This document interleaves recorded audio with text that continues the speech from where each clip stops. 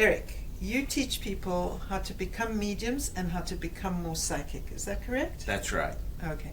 What are the benefits of becoming more psychic? What do you see as the benefits? Well, really, there can be several.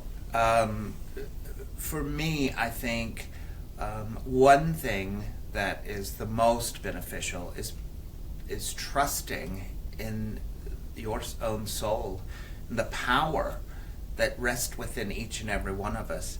We're all faced with making choices and decisions in life, and sometimes we feel hopeless or lost and things like that. And we've got that inner voice, a compass inside us with a plan. And quite often, that soul of yours is going to say, calm down, I've got it under control. We're going to go this way, and then that way, and then that way, and we'll get where we want to go. But, people look outside themselves for answers. Oh, so it's a connection with your inner self in a certain kind of way, something inside you. So I think and I call it the spirit within. Oh, I see.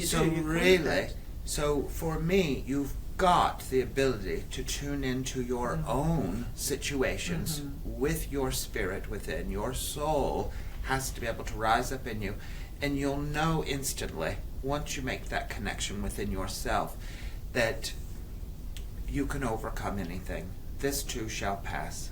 We will get through it. The other thing that it's helpful, I think, is with people like healers like you. Yes. I have a lot of energy workers that come to me, and not all for mediumship. Sometimes it's psychic, and they want to enhance their psychic abilities because it helps them help people. So there's people that have a line of work where they can use that intuition. That's right, because I teach energy reading, and I call it energy reading rather than being intuitive or being psychic, because it's specifically what people need to do when doing crystal healing and crystal surgeries, to be able to read the energy and to be able to tell how the crystals are affecting the person. That's a very specific application. Then people come to me and they say, will you teach me to be more intuitive? And I say, you have to be more intuitive about something. You can't just be more intuitive. Right. It's about something. It's an application, isn't it? Yeah, I think it's another layer of senses that we have. Yes. But you've got to use them. They're like muscles. Yes. The more you use them, the stronger they get. So I know you're very clairvoyant. You can see the energy. Yes. But you can also feel it. Yes. In fact, I feel more. I have more feeling, and right. And that's both kinesthesia and empathic. Right. You also get the knowing. So you're using all the main clairs when you're working. It's true. Right. Yes. So there I went psychically looking at you again. But please do. But tell me what you see. But for someone maybe who's not as comfortable or as in tune with those abilities as you are, then by helping them to open and learn and let the power of the soul rise up to where they can relax their conscious mind to let the soul mind work with them, that spirit within them can give them this extra information that you're so used to receiving. Yes. Right. Yes. So you can do it in healing, but you can also do it to help and comfort your loved ones and your family. Now you've got to be careful though, because you don't want your nose in everybody's business. It's not. No, you don't. It's not healthy for you. It's not healthy for your relationships, and quite honestly, you'll lose quite a few friends. And it's overwhelming. Oh, it can be. So I think learning where the on and off switch is very important too. But so I have people that are energy workers that want to open more. I also have people who've always felt like they have some connection to people or places, and they can pick up vibes, or have a gut feelings about things, and they're not sure what that is, or if they are psychic, how do I explore it? How do I turn it off because it's annoying me? So, so you've got people who want more of it. You've got people who have it very open naturally, and they want less of it. But no matter how I teach, it helps you with all of those. We see what you're saying is very, very valuable. And I hope that people are getting the point, because long ago, back in the day, I would go to the readers at Victory of Light, and they, if it was a palmist or a tarot card reader, it didn't matter what, and they'd take one look at me and they'd say, "You are very psychic. You should be on the other side of the table. You should be reading me, but you are blocked. What is the block?" And then I would want to say, "Well, you're the psychic. You tell me what the block is, okay?" Anyway, no one told me what the block is. I hope you can tell people what their block is. But nobody psychically told me what my block is, but I discovered what it was when we went for shamanic training with Michael Hanna. It was the Gateway Weekend training to see if we wanted to do that full training, which was 3 years, I think, altogether. And Neil did do that whole training. But anyway, the point was that Michael Hanna taught us how to switch on being in another zone and how to switch it off. And that was the block for me. I didn't want it switched on and become so bombarded and so overwhelmed.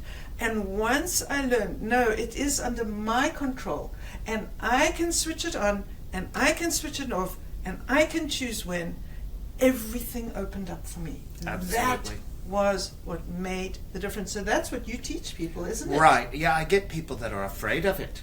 Well, of course. And that's yes. where you're calling, they can call it a block. I don't like the word block, really. Is that why you were smiling when I used that word? Yeah, I mean, that's not my favorite word that people use, but I understand what they're meaning by it. What word do you use instead? So for me, there's a belief or an emotion of not accepting that and taking the responsibility and control. Yes. Okay. And so I wouldn't call that a block. It's just something that can be overcome. It's a step that hasn't been taken. Worked through, and maybe you've not got the right information. Correct. Or maybe your childhood upbringing has left you with these fears that are irrational. Yes. So you've got all of these things going on. And I think sometimes psychically you can sense an energy or a vibration in somebody or in a place, because there is psychic dust that kind of lingers in places. Yes. That makes you feel very uncomfortable. Yes. And without knowing what you're doing, there's this fright or flight kind of modality reaction, that hits the body. And so you automatically think it's something bad, and it's just a lack of understanding sometimes. Yes, because you are venturing into the unknown somewhat. Well, it's very known once you get comfortable with it, but you are learning a brand new thing that you wouldn't know about ahead of time. So you're right. So that's what you're offering people, how to become comfortable there. So learning to be comfortable, learning to experiment and explore your abilities. Some people are very clairvoyant. Some are very clairsentient or empathic, let's say.